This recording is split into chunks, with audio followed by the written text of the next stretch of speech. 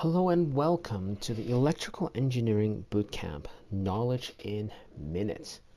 In this video, I am going to talk about open air substations. Open air substations is also called an outdoor substation. These type of substations have most of the equipment in the substation yard surrounded by fence. Things that you will commonly see outside in the open air substation includes power transformers, instrument transformers, breakers, switch disconnects, busworks, etc. The only equipments that are indoors are the protection equipment such as the PLCs and the RTUs, batteries, as well as its battery chargers. These equipment are usually found in a small building known as the control house. These equipment are seldomly outdoor rated, hence the need to be kept indoors. Lastly, I wanted to mention why you would have heard open air substation instead of outdoor substation. Why we call this an open air substation?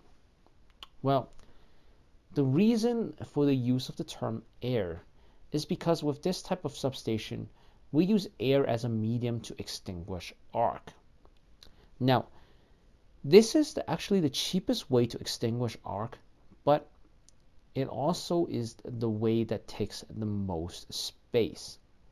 So, in fact, outdoor substation or open air substation is literally the largest of the substation types with regards of substation layouts.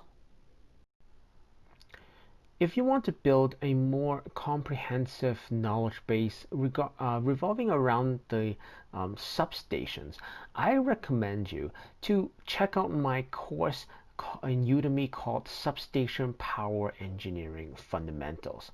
Now, this is a comprehensive video course where you can learn industry-specific knowledge about power substations that you would not have known unless you work within the utility industry for a number of years.